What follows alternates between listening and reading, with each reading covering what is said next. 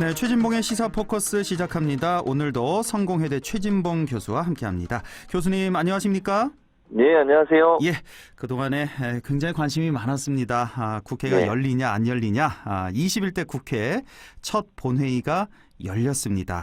여야 모든 의원들이 다 함께 출발을 하긴 했는데 예. 반쪽 출발로 봐야 되겠죠?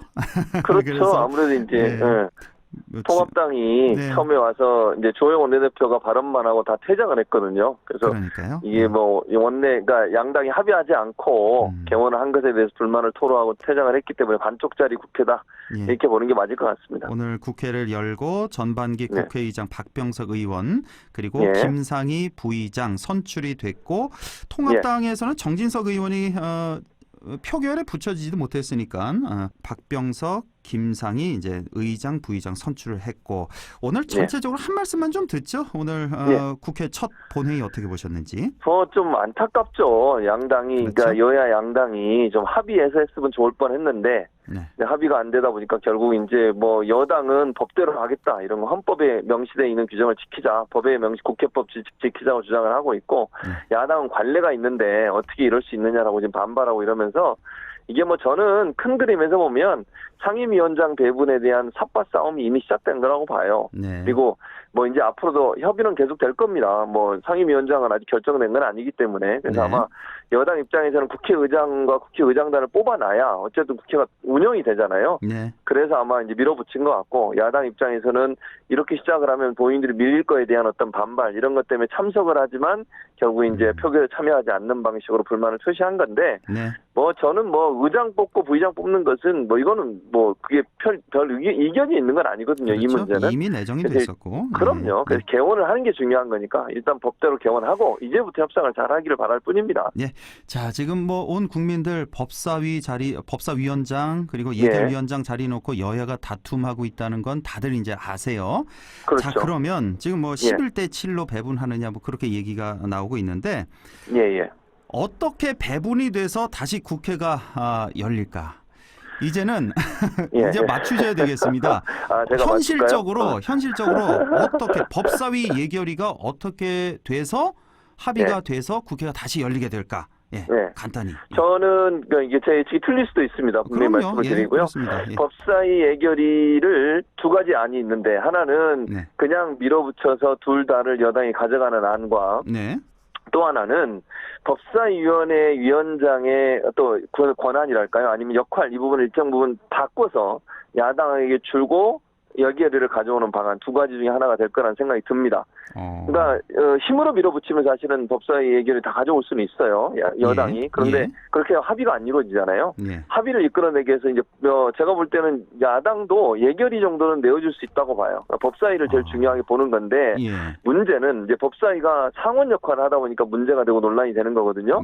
그래서 일정 부분 이 기간을 아예 명시를 하는 거예요. 국회법에. 예를 들면 법사위에서 얼마 이상은 다른 상임위를 통과해서 올라온 법안을 가지고 있을 수 없게 만드는 거죠. 그러니까 본회의에 자동 부의가 되도록 만드는 그런 정도의 국회법 개정을 하는 선에서 합의가 이루어질 가능성이 있다고 저는 보거든요. 기본적으로. 그러니까 여야가 합의를 해야 돼요. 물론. 그러니까 일정 부분 이런 게 뭐 한 달 또는 뭐 60일 예컨대 그 정도의 시간이 지났는데도 법사위에서 계속 통과를 안 시켜주면 자동으로 본회의에 부의가 되도록 만드는 그렇게 되면 사실 여당이 우려하는 부분은 어느 정도 해소가 되거든요. 그러니까 법사위에서 어느 정도 권한을 가지고 자구나 아니면 체계를 심사할 수는 있지만 그걸 일부러 정치적 목적으로 계속 붙잡고서 통과를 안 시켜주는 일은 막을 수 있기 때문에 그러면 여당은 어느 정도 명분이 서요. 그리고 본인들 입장에서도 본인들의 어떤 그 주장하는 것을 얻을 수 있기 때문에 그러면 국회법을 개정하면 되니까 그 부분에서 합의가 이루어질 가능성도 있다고 봅니다. 저는. 그래서 밀어붙여서 아예 그냥 진짜 그렇게 할지 아니면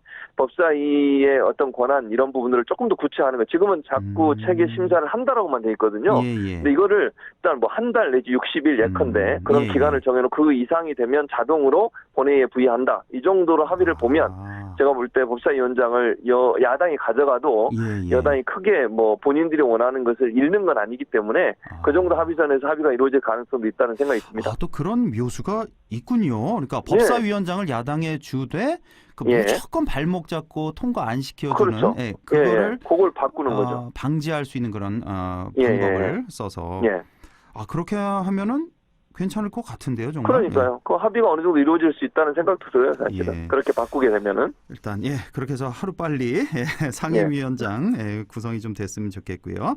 자, 국회 얘기 이쯤 하고 일본 얘기를 좀 해볼게요. 지금 한일 갈등이 점점 고조되고 있는 그런 상태인데 우리가 이렇게 생각해 보면 지난해 7월이었습니다. 벌써 1년이 돼가는데 일본 이제 수출 규제가 있었고 그 이후에 지소미아 중단 사태까지 갔다가 11월 말 우리 정부가 조건부로 연장을 했습니다. 그렇죠. 그리고 나서 이제 뭔가 좀 문제가 풀리나 싶었는데 그런데 최근에 다시 우리 정부가 WTO 제소 절차를 재개하기로 했습니다. 그렇습니다. 우리 정부의 WTO 제소 어떻게 보십니까?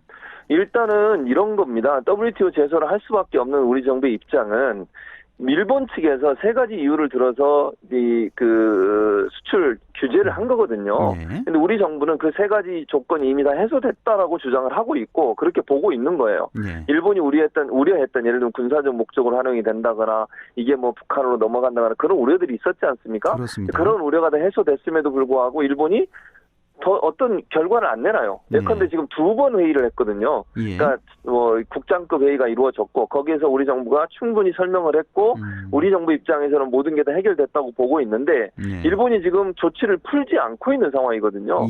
그리고 우리 정부 입장에서는 일본이 그럴 의지도 없다고 보는 거예요, 지금. 그러니까 수출 규제라고 하는 게 정치적 목적으로 이루어졌다고 우리 정부는 판단을 하고 있고 또 일본이 지금 태도를 보면 앞으로도 이 수출 규제를 풀려는 의지가 전혀 보이지 않고 있고 그런 태도를 보이지 않고 있기 때문에 계속 이렇게 가는 것은 전혀 실익이 없다고 판단한 것이고요.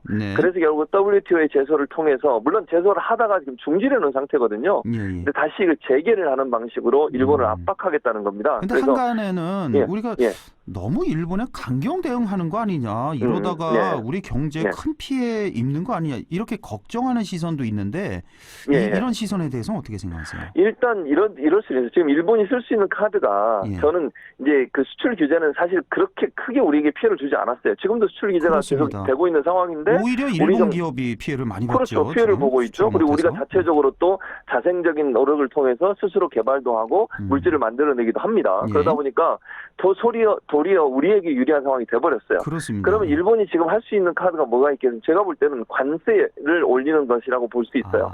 그러니까 일본이 쓸 수 있는 카드가 관세를 우리 정부에서 수출하는 우리나라에 수출하는 물품에 대한 관세를 올리는 방법으로 보복을 할 수 있는데 미국이 중국이 하듯이 그렇게. 그렇죠. 우리도 또 보복 관세를 먹일 수밖에 없어요. 그러면. 그렇죠. 그러니까 제가 볼 때 일본도 마땅치 않아요. 물론 일본은 지금 뭐 강하게 압박을 하고 가만히 있지 않겠다고 으름장을 놓고 있지만 일본 입장에서 우리를 완전히 무시하고서 무역을 할 수 있는 상황은 아니거든요. 그러니까 상대방이 다 피해를 당하는 겁니다. 결국은. 그러니까 누가 더 피해를 보느냐 적게 보느냐의 문제인데 사실 이제 수출 규제 같은 경우가 관세를 올리는 것보다 더 피해가 컸을 거라고 예상했던 것은 우리가 물질을 개발하는 데 상당히 어려움이 있을 것이고 우리가 또 반도체 관련해서 제품을 생산하는데 큰 타격이 있을 거라고 예상해서 일본 정부가 그 카드를 쓴 건데 그 카드가 사실은 실제적으로 영향을 미치는 것은 제한적이었어요. 그렇습니다. 초기에는 약간 불안감이 많았지만 실제 우리의 대응을 보면 도리어 우리의 어떤 자율적인 어떤 개발 능력을 더 키워주는 상황이 돼버렸고요. 그리고 반도체 수출도 전혀 영향을 받지 않았어요. 그래서 제가 볼 때는 일본도 쉽게 그렇게 보복으로 나온다는 것도 쉽지는 않을 거다. 왜냐하면 본인들의 경제도 상당히 타격을 입을 가능성은 충분히 있는 거거든요. 그래서 제가 볼 때는 일본이 으름장을 놓고 있지만 그렇게 크게 우리를 이렇게 위협을 줄 정도의 어떤 카드를 갖고 있는 상황은 아니라는 생각이 들어요. 알겠습니다. 자, 이렇게 일본 그러니까 19년 7월에 작년 7월에 일본이 수출 규제한 그 이유가 바로 한 해 전입니다. 2018년 10월에 대법원 판결 아니겠습니까? 우리나라. 자, 그 얘기를 좀 해볼 텐데 최근에 대구지방법원 포항지원에서 일제 강제징용 피해자 손해배상과 관련한 서류의 공시송달을 결정했습니다. 이거 아마 뉴스를 다 보셨을 텐데 이것에 대해서 일본이 또 발끈하고 있는 상태. 그렇습니다. 자, 우선 본론 들어가기에 앞서서 공시송달이란 용어 이게 좀 낯선 용어라서 그렇죠. 이게 뭐 어떤 뜻이죠? 무슨 뜻이냐면요. 이런 거예요. 예를 들어서 어떤 판결이 나왔어요. 법원에서. 그 판결문을 보내요. 예. 예를 들면 피고한테 보내지 않겠습니까? 예. 그러면 그 피고가 그걸 수령을 해서 받았다는 게 확인이 될 때 집행이 가능한 겁니다. 예. 그런데 일본에 이걸 보냈거든요. 예. 왜냐하면 일본이 지금 이제 피고가 되지 않습니까? 지금. 그렇습니다. 왜냐하면 피해를 당했다는 분이 우리 국민들이고. 예. 그런데 일본 정부에서 이거를 일본 제철, 지금의 일본 제철이 이제 그 피고인데 예. 거기에 전달을 안 하는 거예요. 정부가 이걸 받아가지고. 우리 법무부에서 일본 정부에 보냈고 전달을 안 하고 처음에는 2번 보냈는데 한 번은 이걸 반송을 했어요. 다시 우리나라로. 그래서 일본 정부에서? 그렇죠. 예. 그래서 다시 보냈거든요. 법원에서. 예. 그래서 이번엔 10개월 이상 아무 말이 없어요. 그리고 일본 제철을 전달 안 하는 겁니다. 예. 그렇게 되면 우리 이제 일반 법도 마찬가지. 일반적으로 어떤 피고에게 어떤 선고가 내려졌는데 손해배상을 위해서 뭔가 그 사람이 갖고 있는 재산을 압류하거나 그 재산이 압류된 것을 현금화해서 피해자에게 주려고 해도 이게 전달이 안 되면 집행을 못 하는 거거든요. 예. 그래서 그런 경우 주소가 불명확하거나 받는 사람이 계속 거부를 하거나 받는 것을 그랬을 경우에 법의 집행을 위해서 공시송달이라고 하는 제도가 있는 겁니다. 이거는 예를 들면 그 법원의 게시판이나 아니면 공보라 그러죠 우리가 공보라 그래서 이제 정부에서 나오는 이제 그 안내문 같은 건데 거기에 그 안내를 하는 거예요. 이런 결정이 나왔고 이러이러한 피고는 이러이러한 책임을 져야 되고 이렇게 현금하겠습니다라고 하는 내용이 공시가 되면 그 공시된 날로부터 일정 기간이 지나면 그걸 집행하게 되는, 즉 받지 않아도 받은 것과 동일한 효력이 발생하는 거죠. 근데 이번에 이제 공시손달한 게 8월 4일이면 효력이 발생하게 되는 거예요. 딱 2달인가 봐요. 공시하는 그렇죠, 그 기간이. 2달이죠. 예, 맞습니다. 예. 그러니까 이제 원래는 그 가해자 측에 그 피고 측에 송달을 해야 되는데 그 서류를 받고서 가해자가 이제 뭐 배상을 하든 뭘 하든 해야 되는데 이게 뭐 의도적이든지 뭐 아니면 사정이 생겨서든지 배달이 안 된 거죠, 이 서류가. 그렇죠. 그래서 안 된 거죠. 안 돼서 그럼 2달 동안 공시를 해놓겠다 이러이러한 판결이 있다. 그래서 그 이제 공시 송달이란 절차를 밟은 거고. 그렇죠. 자, 그런데 그 2018년 10월에 우리나라 이제 대법원 그 판결이 그 일제 강제징용 피해자 4분이었죠. 4분이 이제 일본 제철 상대로 소송을 한 건데 피해자들에게 1억 원씩 배상하라고 최종 판결이 내려온 거예요. 그렇습니다. 자, 그런데 여기서 지금 핵심은 뭐냐면 일본에서 주장하는 건 우리 지난 1965년에 한일 청구권 협정을 맺었다. 더 이상 우리 뭐 배상 보상 문제 더 이상 꺼내지 말자. 최종 합의를 봤다는 주장이고 일본은. 근데 우리 법원에서 그거는 정부와 정부 사이의 일 아니냐. 이거는 개인이 소송을 제기한 거니까 배상, 손해배상 소송을 제기한 거니까 이거는 또 완전히 다른 얘기다. 얼마든지 개인 자격으로는 일본 정부의 그 기업에 가해 기업에 소송을 제기할 수 있다. 이거 아니겠습니까? 그렇죠. 맞습니다. 그러니까 이게 한일 청구권 협상이라고 해서 거기서 협상에서 나온 돈, 우리가 돈을 받았잖아요. 그 돈은 정부와 정부 간에, 즉 일본이라는 나라가 대한민국이라는 나라를 침범해서 억압을 했고 36년 동안 그 억압된 것에 대한 보상의 차원에서 정부가 정부에게 지급한 것이지 개인은 그 피해에 대한 보상을 전혀 받지 못했어요. 그렇죠. 정부가 사실 우리나라 정부가 그러면 그걸 받아가지고 개인한테 돌려줬습니까? 준 게 없습니다. 그렇죠. 그러니까 결국 개인은 본인이 노동력을 착취당하고 아무런 대가도 받지 못하고 노동력을 착취당한 거 아닙니까? 거기에 대한 피해 보상은 아직 살아있다고 보는 것이 법원의 판단이에요. 국가 간의 합의가 개인의 어떤 동의를 받지 않은 상태에서 이루어졌다고 하면 그 합의 자체도 개인에게 미치는 건 아니라고 하는 것이 지금 대법원의 판결입니다. 저는 이게 타당하다고 봐요. 아니 얼마나 억울하겠습니까? 아무 이유 없이 끌려가서 노동력을 착취당하고 돈도 못 받고 임금도 제대로 받지 못하는 상태에 자기 의사와 반해서 그렇게 착취를 당한 인생 전부를 거기서 다 그렇게 허비한 그분들이 느끼는 허탈감이랄까 그런 거는 어떻게 보상을 받습니까 그러면? 그리고 그 노동력을 통해서 지금의 일본 제철은 많은 부를 누렸잖아요. 그럼 거기에 대한 보상을 당연히 해야 되는 것이고 저는 그것이 법원의 판단이 합리적이라고 보고 그래서 법원은 이게 국가 간의 어떤 조약을 통해서 이루어진 게 개인이 받은 피해까지도 다 보상하는 게 아니라고 하는 것이 판결의 취지이기 때문에 일본은 이런 식으로 대응하면 안 된다고 저는 봐요. 반인륜적이고 반인권적인 태도라는 생각이 듭니다. 저도 이 일본 제철 찾아보니까 18년 기준으로 보니까 세계 철강 생산량 3위더라고요. 아주 큰 기업이더라고요. 맞습니다. 자, 이것도 이 이슈 좀 더 지켜보도록 하고 하나만 잠깐 좀 보죠. 미국 시위.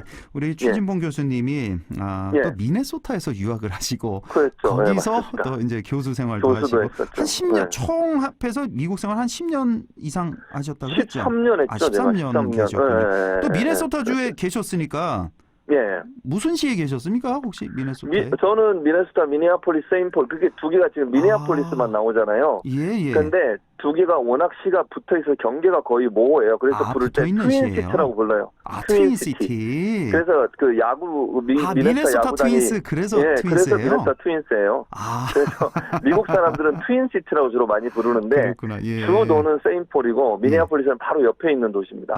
두 군데 다 제가 있었죠. 왜 학교가 미니애폴리스에 있었고 제가 살던 이제 아파트는 세인폴에 있어서 두 군데를 다 왔다 갔다 했었죠. 요즘 왜 이렇게 시위 나오는 그 화면 보시면 뭐 아는 거리도 좀 있겠네요. 그럼요. 아는 거리도 많죠. 네. 자, 그래서 말씀하시죠. 만 개의 레이크가 있어요. 호수가 만 개가 많습니까? 있는 아름다운 주인데 이런 일이 벌어져서 좀 안타깝다는 생각이 들어요, 사실은. 그렇군요. 자, 이 시위 상황 보시면서 지금 뭐 점점 악화돼서 지금 트럼프 대통령이 28년 만에 폭동 진화법을 발동할 것인가 뭐 이게 주목이 되고 있는 상태. 근데 거기에 대해서 지금 현직 에스퍼 국방장관은 반대 표시 항명을 했단 말이에요. 그렇습니다. 자, 이 시위 사태 지금 어떻게 보시는지 간단히 좀 1분 정도로. 1분 정도 간단히 말씀을 에스퍼 장관이 원래 별명이 뭔지 아십니까? 예스맨이었어요. 예스맨이에요? 그런데 이번에 한 거예요. 그 말은요. 에스퍼 장관이 봐도 정말 트럼프의 측근이라고 하는 에스퍼 장관이 봐도 이건 말이 안 된다는 겁니다. 지금 이제 발동하려고 하는 그 법안이 뭐냐면요. 원래는 주 정부군 있잖아요. 그거는 주지사의 동의를 얻어서만 동원이 가능해요. 그런데 이 법이 이제 실행이 되면요. 트럼프 대통령이 마음대로 부를 수 있는 거예요. 그리고 연방군도 국방부 장관의 어떤 협조 없이 바로 그냥 부를 수도 있게 되고. 이렇게 국민을 상대로 해서 군대를 동원해가지고 진압을 하겠다. 이런 발상 자체가 저는 트럼프 대통령이 민주주의를 수호하는 분이 맞는지 모르겠습니다. 그래서 에스퍼 장관도 이거는 도저히 따를 수 없다고 얘기했고 본인이 즉석에서 얘기한 것도 아니에요. 발표문을 다 준비해 와서 언론 앞에 발표를 했거든요. 그 말은 미리 준비해 왔다는 거예요. 결심을 했군요. 미리. 그럼요. 그러니까 전직 국방장관들도 매티스 국방장관 잘 아시잖아요. 그전 국방장관. 그 사람도 지금 공개적으로 비판하고 있고 오바마 전 대통령도 공개적으로 비판하고 있습니다. 시민을 상대로 해서 군대를 동원해서 진압을 한다? 이거는 계엄에나 가능한 일이지 지금의 상황은 그런 상황이 아니기 때문에 트럼프 대통령이 이런 태도가 점점점 대선에서 어려워지는 상황으로 빠질 수 있는 위험이 있다. 이렇게 보여집니다. 얼마 전에 5.18도 있고 40년 전에 광주 상황도 좀 생각이 나고 그렇습니다. 요즘에 보면은. 아유, 좀 더 얘기하고 싶은데 시간이 다 돼서 여기까지 하죠. 성공회대 신문방송학과 최진봉 교수와 함께했습니다. 교수님 고맙습니다. 감사합니다. 네, 라디오 오늘 잠시 후 2부에서 뵙겠습니다.